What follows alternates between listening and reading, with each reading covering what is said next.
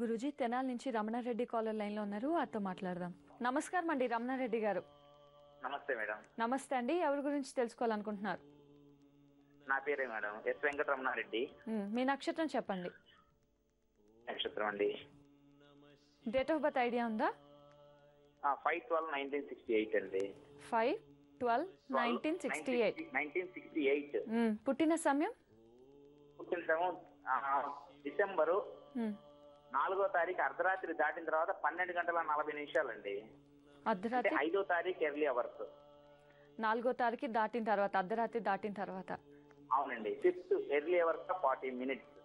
సరేనండి, మాట్లాడాను గురూజీతో. నమస్కారం అండి. నమస్తే గురూజీ. నా పేరు వెంకటరమణారెడ్డి గురూజీ. ఎన్నో కొడుకు మీరు మీ నాన్నకి? అంటే యాక్చువల్ గా మా మదర్ కి మొత్తం 5గురం అండి. అందులో ఒక అక్కయ్య చనిపోయారు. ఫస్ట్ పెద్ద అక్కయ్య, సెకండ్ అమ్మాయి చనిపోయిందండి. 3 అక్కయ్య, మేము 4, 5 మేము ఇద్దరం కవల పిల్లలు అండి. మీ ఇప్పుడు అన్నయ్య ఉన్నారా మీకు? అన్నయ్య కాదండి, నేనే పెద్ద. తమ్ముడు 20 నిమిషాలు చిన్నండి. మేము ఇద్దరం కవల పిల్లలు. Okay okay. 4 డిసెంబర్ 4 అర్ధరాత్రి 12. అదే అర్థమైంది. అంటే 5వ తేదీ ఉదయాన్నే, 5వ తేదీ ఉదయం రోజు. బాగుంది. ఎస్ ఎస్ ఎస్, జాతకం బాగుంది. నిజంగా రమణ శాస్త్రంలో విశేషంగా చూపిస్తుంది. అయితే ఇక్కడ చతుస్థానాన్ని చూపిస్తుంది. చతుస్థానం అంటే సుఖస్థానం.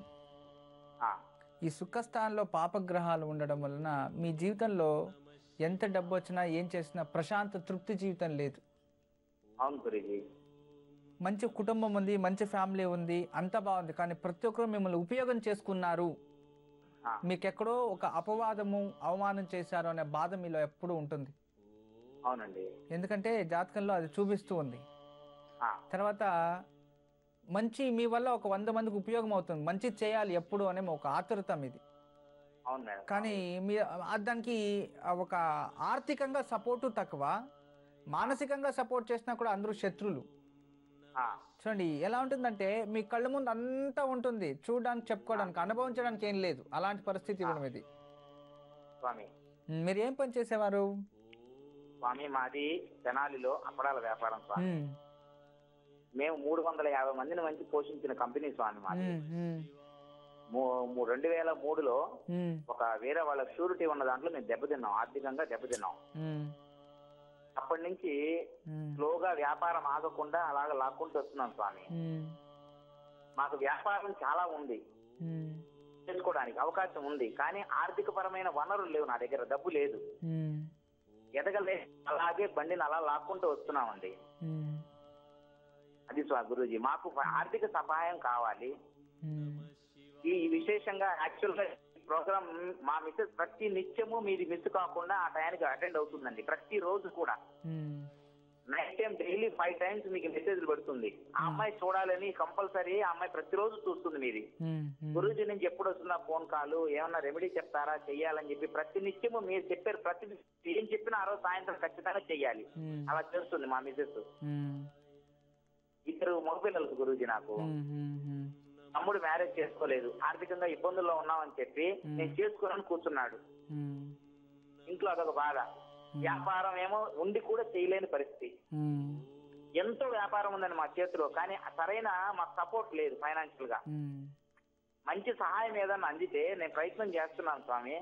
ఎవరి నుంచి మరి మీ ద్వారా ఏదన్నా సహాయం అందితే గనక అది చాలా అదృష్టవంతుని అనుకోవాలి నేను.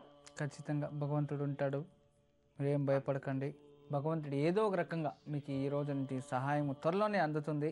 నిజంగా మీకు మంచిది అవుతుంది. ఆ భగవంతుడు సపోర్ట్ చేస్తాడు. ఇవన్నీ జరగడానికి కారణం ఎన్నో కోట్ల ఆస్తి వ్యాపారం ఉండింది, ఈరోజు లేదు.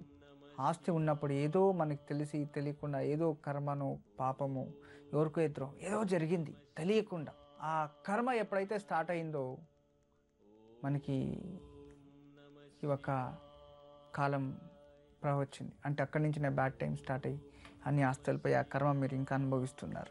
ఇది బ్రహ్మహత్య దోషాలకు సంబంధించింది. అందుకే ఇలా అయిపోయింది జీవితాలు. అందువలన మీరు గోవుని పూజించడం, గోవు కోసం ఏదైనా భూమి దానం, గోవుకి ఒక అజ్జంతన్న దానం ఇవ్వాలంట. గో అజ్జ మనిషి పుట్టిన తర్వాత అలా మన శక్తి. గోవుని ఎక్కువ సంరక్షణ చేయడం, దానికి గడ్డి ఇలాంటివి సపోర్ట్ చేయడం, బ్రాహ్మణ కూతురికి పెళ్లికి ఏదైనా ధన సహాయం చేయడం, దేవాలయాల కళ్యాణోత్సవాలు చేయించడం, దేవతా భక్తులకి అన్నదానం సంతర్పం చేయించడం, మన శక్తి ఉన్నవారు చేయడం వలన ఆ పాపం కర్మం వెళ్ళిపోతుంది. నిజంగా ఏదో అన్నీ ఉన్నాయి, ఇలా అయిపోయింది మాకే, కానీ మేము ఇలాంటి ఇప్పుడు పరిహారం చేసుకోవాలంటే మీకు కష్టం, డబ్బులు లేదు, వ్యాపారం బాగా జరగాలి. దానికి సంకల్పం చేసి ప్రతిరోజు తప్పకుండా 48 రోజులు ఉదయాన్నే మేడి చెట్టు ఎక్కడుంటుందో మేడి చెట్టు దగ్గరికి వెళ్ళి ఒక చెంబులో నీళ్లు తీసుకొని కాస్త గంధం వేసి దాన్ని తీసుకెళ్ళి పోసి నెయ్యి దీపం వెలిగించి 5 ప్రదక్షిణలు చేసి రావాలి. ఇలా చక్కగా చేసిందే అయితే ఖచ్చితంగా మీకు ఏదో ఒక రకంగా సపోర్ట్ దొరుకుతుంది, మీకు మంచిదే అవుతుంది. ఈ 48 రోజుల్లోనే మళ్ళీ మీరు డెవలప్మెంట్ అవ్వచ్చు. తర్వాత మీకు ఆ స్టేజ్ వస్తుంది. నమ్మకంతో ఉండండి, నమ్మకంతో చేయండి, ఖచ్చితంగా మీకు గెలుస్తుంది. ఇంతే పరిహారం, వేరే ఇంకేమొద్దు. తర్వాత శుభవార్త ఇలాగే తెలియచేయండి. ఎప్పుడు మా ఆశీస్సులు ఉంటాయి. నమస్తే.